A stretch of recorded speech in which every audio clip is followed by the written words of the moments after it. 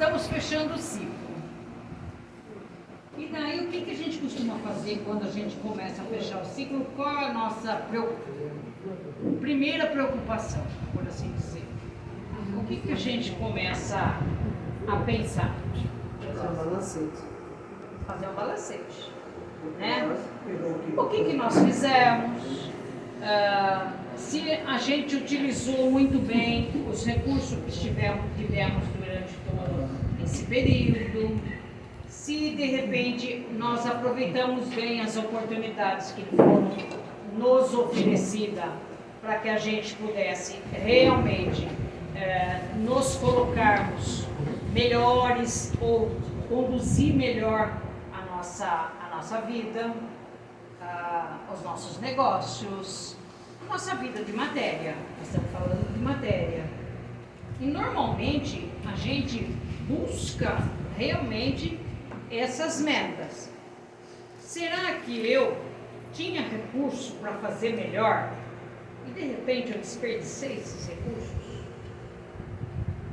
Será que eu tinha capacidade, com aquilo que eu recebi de oportunidade, de fazer melhor, mas que de repente eu não parei para pensar? E daí? Será que de repente eu aproveitei tudo esse ano? Todas as oportunidades de crescimento, de prosperidade, de repente eu aproveitei muito tudo o que me foi oferecido, mas de maneira que isso me proporcionasse mais bem-estar, mais crescimento de uma forma geral, não só para mim, mas para minha família, para aqueles que estão ao meu redor. Será que e essas análises a gente costuma fazer, e não é sempre que a gente faz, deveria, e a gente viveria melhor, obviamente, mas a gente não faz isso. Normalmente, por que a gente faz num fechamento de ciclo? Porque a gente sempre promete alguma coisa ou faz alguns planejamentos para o ciclo seguinte. De que forma? Puxa, eu realmente não aproveitei os recursos que eu tinha, eu não utilizei bem utilizado aquilo que eu tinha e simplesmente agora, então a gente promete para a gente mesmo: bom, vou começar um novo ciclo e eu vou fazer direito agora. Bom, que bom, já é um caminho, estou prometendo que eu vou mudar, que eu vou fazer direito, que eu vou buscar a minha prosperidade, que eu vou melhorar a matéria. Nós precisamos realmente estabelecer metas para que a gente possa crescer dentro dela. Nós estamos na matéria e é necessário esse crescimento. Nós realmente viemos aqui para ter aprendizados e que podermos ser pessoas mais prósperas, ou seja, nós não viemos aqui, mesmo que tenhamos de repente reencarnado com a prova da pobreza extrema. O Criador sempre espera que a gente lute para ser melhor.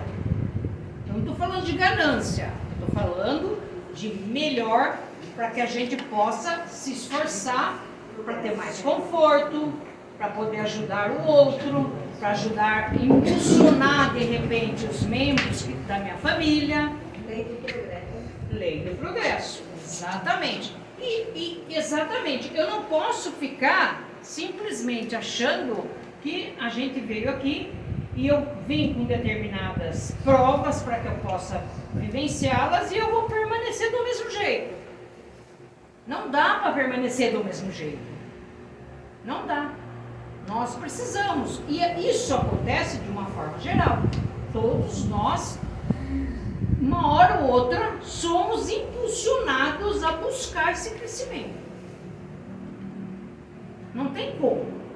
E não é necessariamente porque a vida, não, porque eu tenho umas metas, eu preciso alcançar essas metas e por isso e por isso. Não, para que a gente possa realmente poder focar no outro crescimento que é tão ou mais importante. Quanto à vida da matéria, a gente não tem autocontrole dela, quando a gente não se preocupa em fazer tudo de maneira organizada, para que a gente realmente seja próspero e para que a gente tenha realmente futuro, e que esse futuro realmente a gente consiga cumprir com todas as metas, mas quando a gente não faz isso, a gente fica preso na matéria e a gente não foca no outro crescimento. Mas é daqui que eu estou falando. Eu estou falando do crescimento importante. Mas o crescimento material, como eu disse, é de suma importância que ele seja organizado, que a gente tenha disciplina, que a gente vá buscar. É a nossa luta diária. E aí está o aprendizado. E ele vai acontecer. Se eu querendo ou não querendo, para que eu possa superar todas as provas que advir disso, desse movimento. Eu tenho essa necessidade.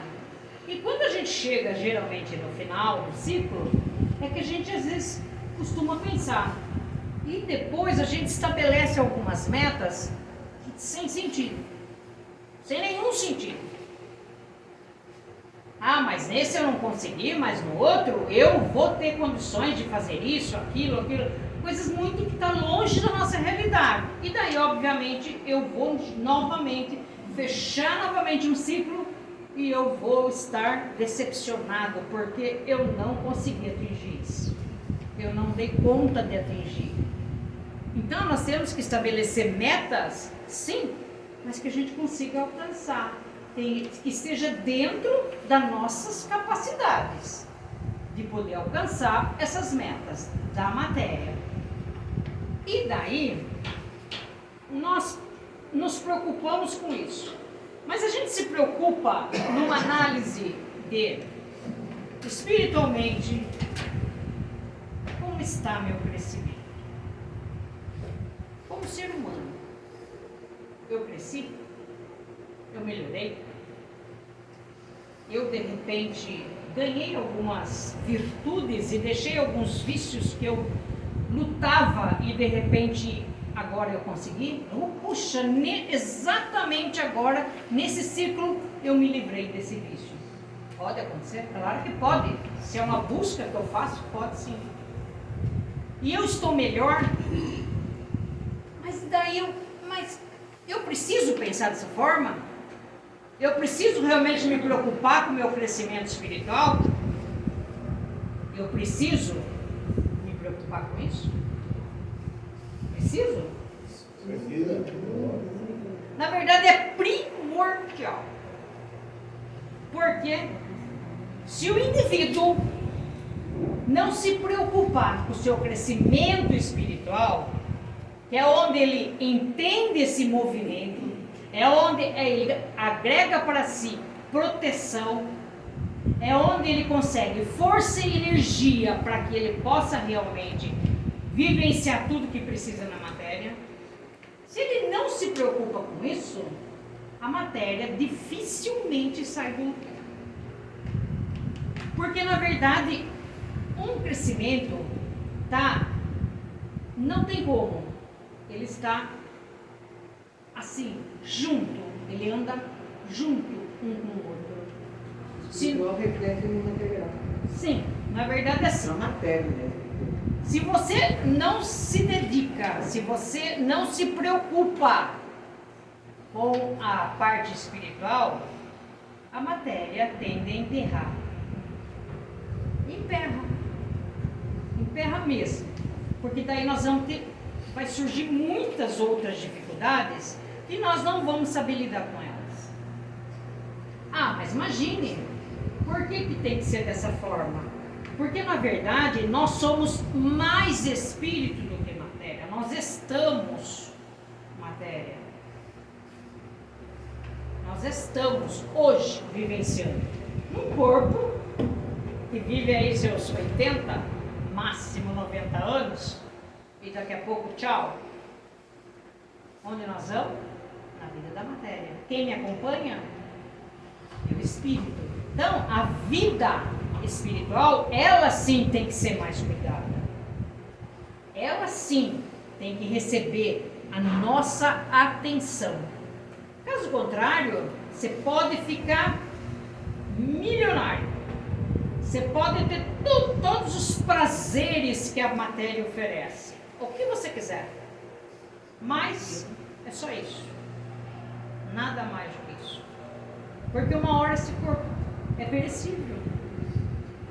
E daí o que você vai fazer com tudo que você amelhou se você não teve nenhum tipo de crescimento espiritual? Se a sua busca se permitiu só isso. É nada, absolutamente nada. Então, tem vários indicadores que nos permitem saber se crescemos ou não, se percorremos esse caminho e se já conseguimos realmente hoje fazer análises mais elaboradas, análises de tudo isso de uma maneira que isso possa acrescentar alguma coisa na minha trajetória.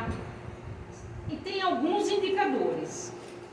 E daí nós pusemos aqui, por aqui senão vai ver, algumas reflexões, né? E depois nós vamos dar o resultado das reflexões. Então vamos lá. Pra gente resolver tudo nesse ciclo. Vamos resolver hoje? Tudo? É sério? Tá confiando não? É, verdade. Nós vamos resolver tudo nesse ciclo. Até porque, gente, ninguém sai desse ciclo, ninguém sai do 24 se ele levar uma carga muito pesada. Ele continua indo por 25, mas com o pé no 24. Porque a carga está pesada. E daí ele não dá conta. Simples assim. Não dá conta. Fica ali. Ele vai, passa o ano, vai passando, mas ele está se arrastando de novo porque ele ainda não resolveu essa questão. Então, para que a gente possa realmente atingir os objetivos que nós já estamos começando a planejar para o próximo ciclo, é importante que a gente limpe o quartinho do fundo. A gente faz isso? Não limpa o quartinho? Bom, deveria. Mas pinta a casa. Não tem um monte de gente que faz isso?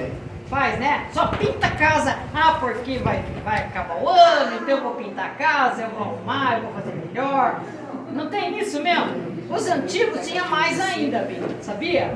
Eles tinham muito mais. Quando chegava, comprava roupa nova, né? Porque daí, né? Amarelo. Isso. Então, isso mesmo. E daí, nem que seja para caiar a casa, né? Pegava o cal lá e mas ficava com a casa bonitinha, né? E é bem isso mesmo. Por quê? Porque era aquela ideia de que ele fazendo isso ele ia renovar. Era a renovação. Mas se a gente não renovar aqui, não vai adiantar nada. Eu posso pintar a casa, eu posso pôr árvore de Natal, eu posso comprar roupa amarela, roxa, beliscão, o que você quiser. E lá, vou lá na praia, vou jogar sementinha, falar com a Iemanjá, tudo bonitinho. Mas não vai dar certo. Pular 7 ondas, posso fazer o que eu quiser. Se não tiver resolvido aqui, esquece. Esquece. Eu vou continuar minha trajetória no próximo ciclo emperrado. Dia primeiro já. Isso mesmo. E daí quando dia primeiro você tá lá todo feliz. No dia 2 você fala, e agora minha A conta chegou. Agora a conta chegou. E agora eu vou ter que resolver essa questão. Não é bem por aí? Pagar os boletos. Né? É bem por aí, né? Isso, e daí mais fica a vida fica toda enrolada novamente, mas hoje não, nós vamos sair disso. Então vamos lá, quero com vocês, o que está sob meu controle? O que está sob o controle de cada um? O que você tem controle? Sentimentos. Eu acho que vamos pela vontade primeiro. Vontade, ações. Então, a vontade. Então, a vontade é o que está sob o meu controle. Então, se eu quero fazer uma mudança, o que eu preciso ter primeiro? A vontade. Né? Eu tenho que me preocupar, eu tenho que me esforçar. E isso vai partir da onde? Nós temos um departamento no cérebro, gente. É o departamento da vontade. Então eu preciso o quê? Querer realmente que aconteça. Porque se eu não quiser, e isso está sob o meu controle, isso não vai acontecer. De jeito nenhum. O que mais então que está sob o meu controle? Escolha, cabe, hein? Hã? Escolha. As escolhas, pensamento, As ações.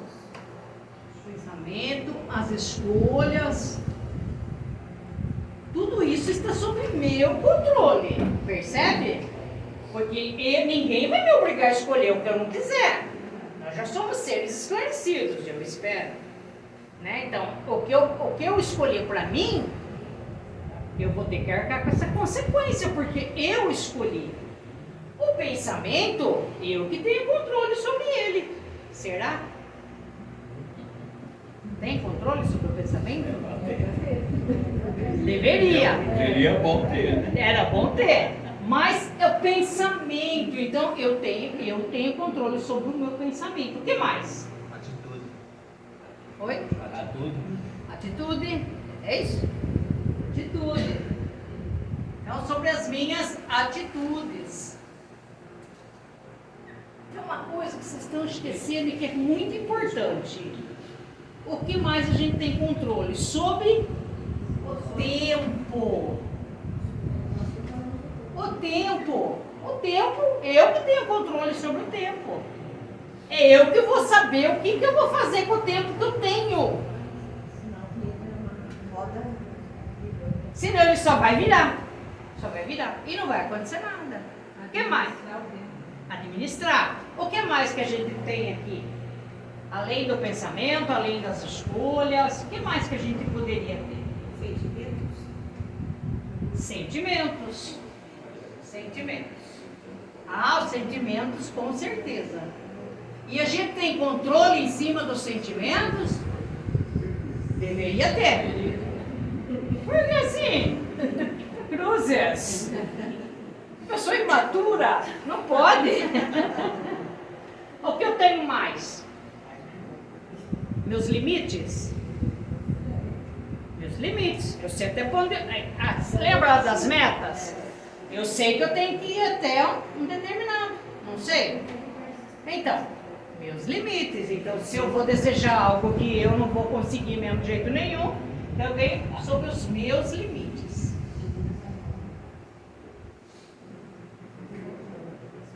A gente sabe disso? Sabe?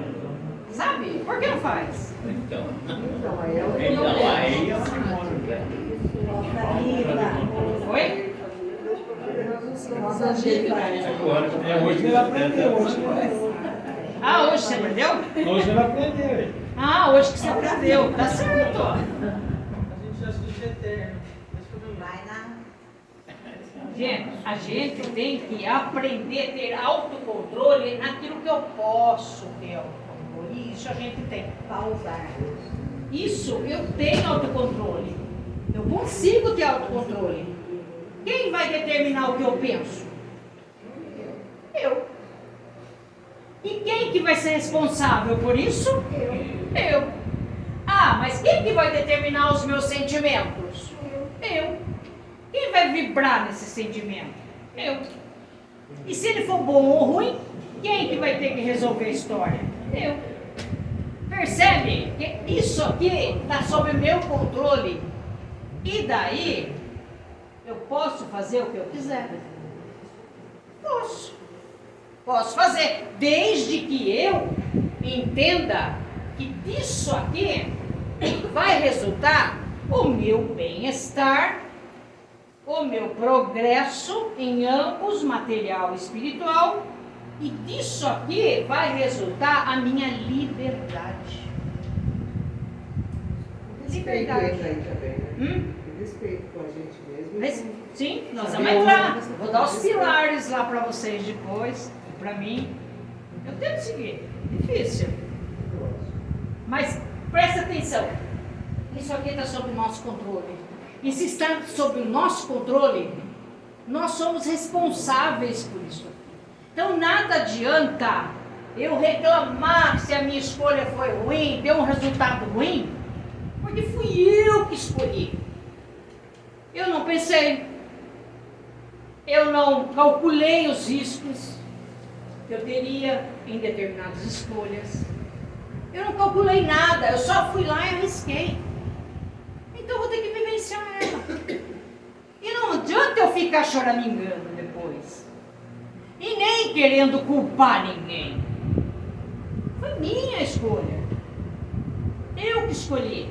E daí não adianta eu chegar e falar: oh, minha mãe é culpada, meu pai é culpado, Jesus é culpado, os espíritos, eu estou passando por um processo obsessivo. Obsessivo, caramba, foi você que escolheu errado. Você que escolheu errado. Está dentro da nossa escolha. Então não dá para ser assim. Ah, mas daí o meu tempo. Vamos falar um pouquinho do tempo. E daí? Ah, mas hoje era palestra. Ai, eu estou com tempo hoje. Então melhor ficar tomando cerveja? Né? Então melhor ficar em casa descansando. Para quê? É o tempo. O que eu faço com o meu tempo? Mas de segunda à noite tem uma palestra pública. Não é só nessa casa, tem um outro lugar. Tem outros lugares. E por que eu não vou buscar ajuda? Porque eu consigo tudo isso sem buscar ajuda? Claro que não. Conhecimento, né? É? Conhecimento é uma palestra espiritual. Fazer um curso de conhecimento lá.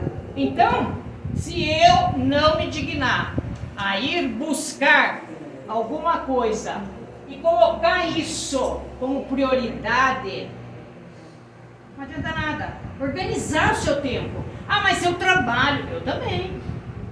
Eu não tenho que estar aqui? Ah, mas eu canso. Eu também. Eu não tenho que estar aqui? Ah, mas eu não tenho que estar aqui? Tempo. Não vem. Se tem uma coisa que realmente, isso eu aprendi muito cedo, tempo é questão de preferência. E quem determina o que eu vou fazer no espaço-tempo sou eu. E ninguém tem nada com isso. O tempo é meu. O tempo é meu. É simples assim. Simples assim. Ah, daí, com as minhas atitudes, as minhas ações. E daí? Elas são minhas. Eu que tenho que ter controle sobre elas. Se eu fizer errado, eu que vou assumir o controle disso. A consequência é minha. Ou seja, semeadura livre. Livre. Colheita obrigatória. Sobre tudo isso aqui. Bom, mas e daí? Tudo bem. Isso nós já sabemos, gente. Você fala sempre isso. Bom, eu falo, estou repetindo. Mas tem uma coisa, e muita coisa, que está fora do meu controle. E o que está fora do meu controle?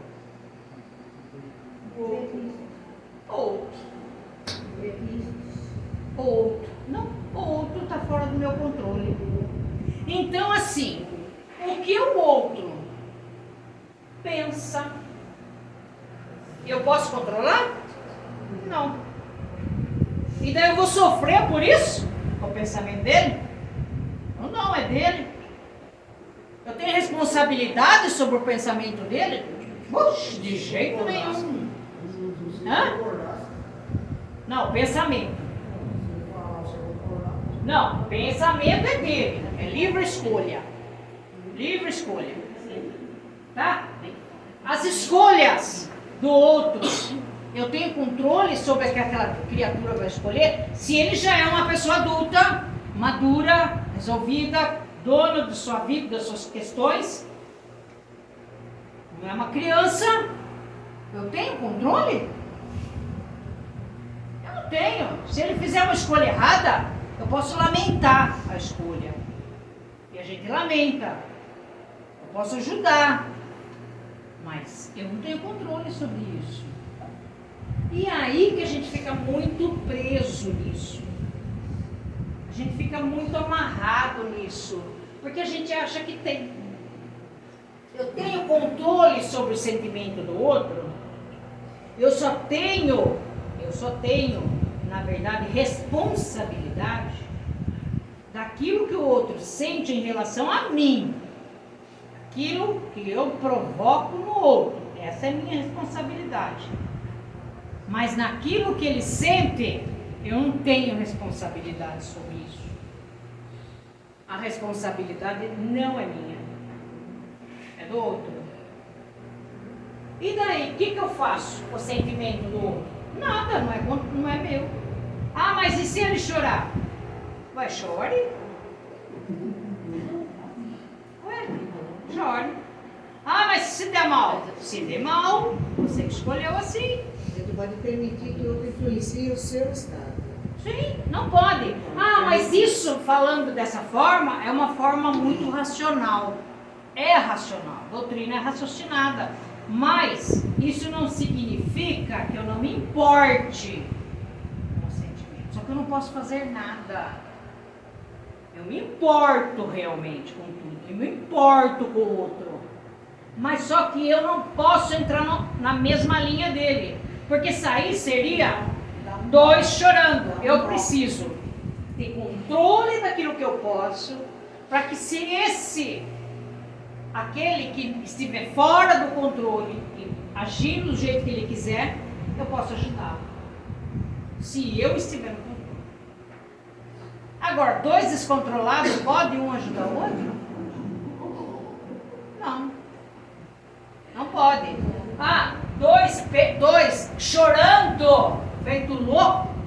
Filho, a pessoa vem e fala assim: eu estou em sofrimento. Eu falo: oi, tá mesmo? O que aconteceu que você está sofrendo? Eu estou sofrendo, você não vê que eu estou sofrendo? Eu estou vendo, mas o que eu posso fazer? Você escolheu sofrer. Você não escolheu sofrer? O que eu posso ajudar? Eu posso conversar com você, falar para você. Eu, no primeiro momento, eu vou falar assim: você é burro, você já sabia. Eu ensinei para você, por que você não me ouviu? Você é burro. É isso. Você não escutou. Eu falei para você que essa escolha é errada. Por que você escolheu assim então? Agora adianta você chorar? Não adianta chorar. De jeito nenhum. Ah, mas daí é o tempo do outro. Eu posso controlar o tempo dele? Não. Eu posso até, né, dizer assim: Não posso. fulano. Ah, eu não posso, olha, realmente hoje eu não vou na casa espírita, porque hoje eu estou com dor de barriga. Falo, puxa, né? Se eu fosse um pouquinho mais grossa, eu falava um pouquinho mais, mas tipo assim, tudo bem, você está com dor de barriga, você não vai na casa espírita, você deveria ir com dor de barriga, porque você vai sair de lá sem dor de barriga. Mas eu posso exigir que a pessoa faça? Claro que não. Ah, mas eu falto muito da casa e eu chego assim só na hora do passe. Tá certo? Claro que não. Claro que não. A tarefa começa no horário que a gente abre a prece. É ali que ela começa. Mas eu não tenho tempo, a minha vida é tão atribulada. Oi, o que eu tenho com isso? Resolve com a espiritualidade. Não precisa nem me falar não. Vai lá e fala para ela que você não tem tempo. Porque o primeiro momento que você precisar do tempo deles, eles vão dizer: infelizmente hoje eu não tenho tempo para você. Se vira. Ah, pensa que eles não falam? Fala. Ah, porque eles são bonzinhos? Não. Eles têm responsabilidade e compromisso. E se você não tem tempo para eles, como que eles vão colocar você na agenda? Não dá. Não dá. De jeito nenhum. É que nem o indivíduo que a gente aconselha. Faz evangelho no lar, meu filho. Harmoniza a sua casa. Isso vai mudar toda a harmonia do seu lar. Ah, porque e a gente explica o passo a passo, o dia, a hora. Se comprometa com a espiritualidade. A espiritualidade é uma visita importante que vem no dia do evangelho no seu lar. Visitar a sua casa. Aí fala assim: puxa, mas nossa, tão atribulado, não tem. Então você não vai receber a visita, porque você não está se preparando para isso. você não está se preparando. Você nem merece a visita, para falar bem a verdade. Você nem merece. Então, eu tenho controle sobre tudo isso do outro? Eu não tenho controle. E eu vou conseguir passar por um outro ciclo se eu deixar essas amarras? Porque isso, a gente se amarra no outro, percebe? Quando eu não entendo que isso aqui não é não é do meu controle, eu só tenho que dar conta daquilo que é do meu controle. Se tudo isso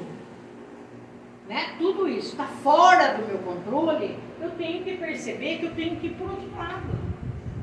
Porque senão a gente fica se arrastando e muito preso às situações. E daí não dá para sair nem do 24 para o 25, do 25 para o 26, não dá. Você vai permanecer lá atrás, preso, seja por um sentimento, seja por uma escolha que você fez equivocada, seja por uma vontade, eu tive vontade de fazer aquilo. Puxa, mas isso resultou em tanta coisa que me amarrou lá, amarrou uma pedra no meu pé, eu não consigo nem arrastá-la. Então, é bem isso. A gente tem que entender que, na verdade, nós precisamos fazer todo o possível para deixar zerado.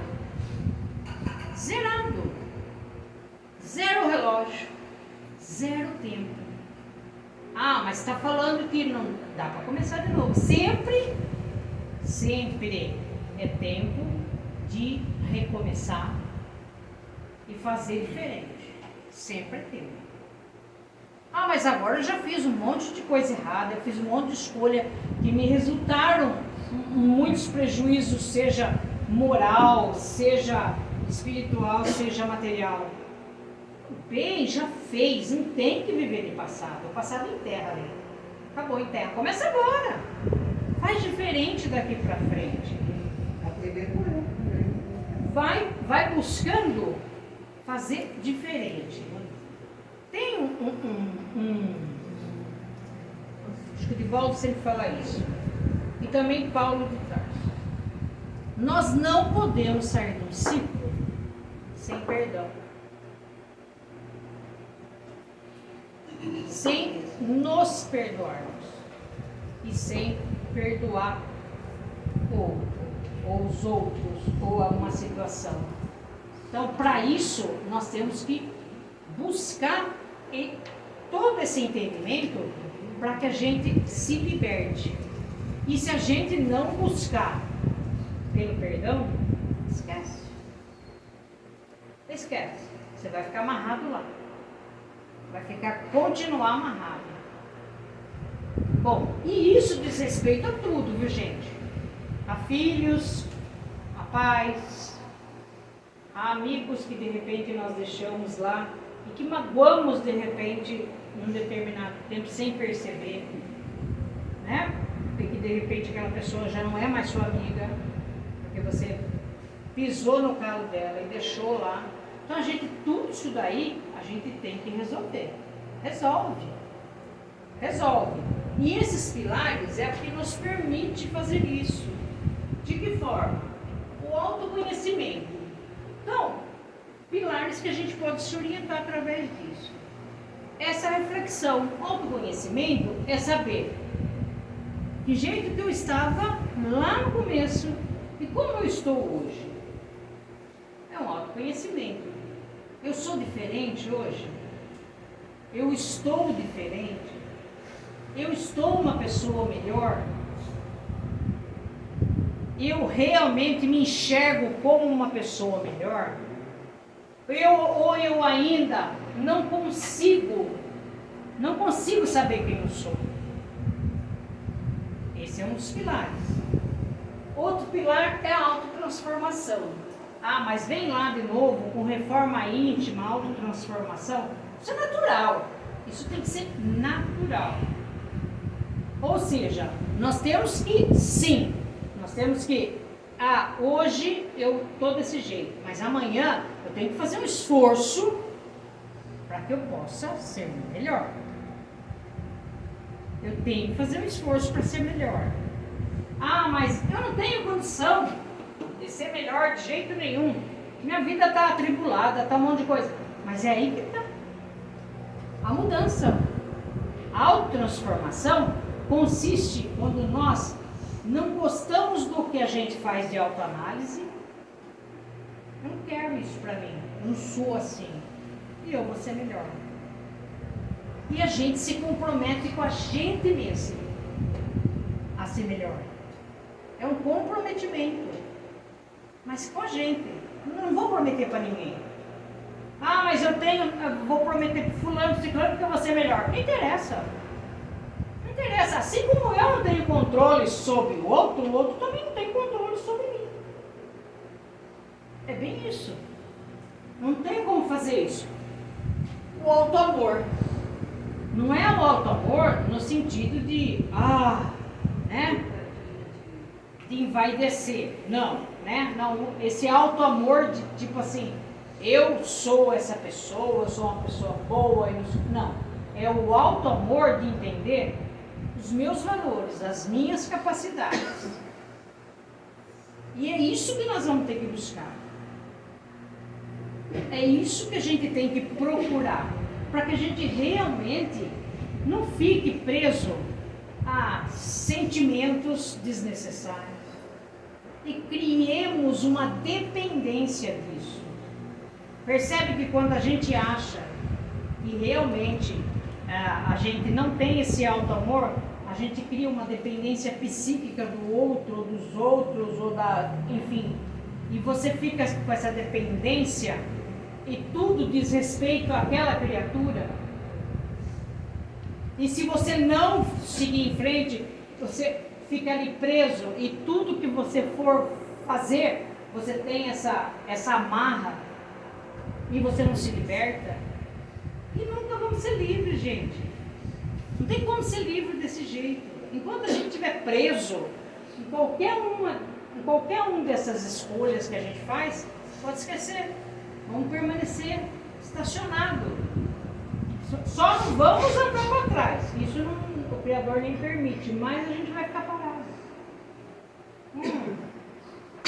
Daí eu falo assim, puxa vida, em 2024, como podia ter sido diferente? Também não fica lamentando. Vou baixo. Passou. Ficou. Recomeça. Pratica para você mesmo o auto-perdão. Não deu certo? Não deu. Vou ficar chorando? Fiz o melhor que pude. Fiz o que eu pude e agora eu vou tentar ser melhor ainda. Eu vou buscar ser melhor do que eu. Só para a gente finalizar, e nem passei para vocês todos os indicadores, e tem muito mais a passar. Mas tem uma citação aqui, e eu achei interessante, a gente falar a respeito do perdão, mas é rápido, bem rapidinho, 5 minutos. Nem dá tempo de dormir. Pode acordar. Pode acordar, é bem rápido. Então, na verdade, eu tirei essa reflexão de um livro da Joana de Ângeles, uma obra psicológica, e eu achei tão interessante, e é bom para que a gente possa refletir mesmo.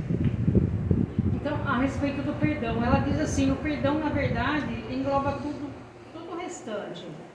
E a gente só encerra um ciclo quando a gente já resolveu tudo no outro. Isso que nós já falamos, né? Quando a gente realmente deixou, de um modo geral, tudo lá, tudo quietinho, sem levar nada para frente. Pelo menos aquilo que não contribuiu para que a gente progredisse de alguma forma. E daí ela diz assim, os nossos inimigos já foram nossos amigos, a quem devemos ter amado, mas é claro que não se tratava de um amor verdadeiro, uma vez que nos tornamos inimigos. Pois o amor verdadeiro, sabemos, supera tudo e não se ofende, por pior que seja a ofensa. E isso ela está falando para que a gente possa refletir. Portanto, os nossos inimigos são aqueles que, num passado bem remoto ou até recente, nós ferimos com os nossos descuidos morais. Não percebe? A gente quis tomar conta da criatura. São aqueles com os quais faltamos com a humildade e não fomos capazes de voltar atrás para retratar de um mal entendido. São também aqueles que, pelo nosso egoísmo, nunca soubemos agradecer os favores recebidos, ou ainda não tivemos os escrúpulos de causar-lhes pequenos prejuízos, achando isso muito natural. Ela pôs para reflexão, e eu acho que isso daí, para o começo do ciclo, é ótimo. São os companheiros fiéis de outrora, quando a nossa prepotência não cochilou e passou por cima, só porque a gente calculava que eles fossem ingênuos. Pesado, né? São também aqueles filhos limitados do tempo, para os quais deveriam ser dedicadas as nossas maiores e mais puras atenções de pai e mãe, mas as nossas grosserias morais fizeram com que relegássemos as mais tristes misérias, deixando-os entregues às suas próprias incapacidades. São também os pais, que nos cercaram de todas as proteções e seguranças, e contudo, logo que nos tornamos autossuficientes, as nossas vaidades não nos permitiram ver suas limitações naturais, provocadas pelos seus esforços, às vezes muito superior a que podiam, para não nos deixar faltar nada, ou pelos desgastes normais do tempo da vida. E assim, sendo-lhe, viramos ingratamente as costas, muitas vezes nos envergonhando de apresentá-los aos amigos. São também os que precisam, e ainda esquecemos, dos nossos maiores cuidados e carinho e compreensão. Enfim, são muitos dos amores que se entregaram a nós com toda a confiança admissível que é possível a um ser humano, mas que a nossa maledicência não se envergonhou de abusar dela. Então, presta atenção assim, né? Ou seja, chamando a nossa atenção para que a gente realmente reveja tudo na nossa autoanálise, reveja tudo que aconteceu, por que aconteceu, e se eu consigo resolver e mudar e seguir em frente. É isso que é importante, ou seguir em frente que é importante, não ficar arrastando corrente, não se prender a isso, mas perdoar. É bem isso. É isso aí. Boa noite, pessoal.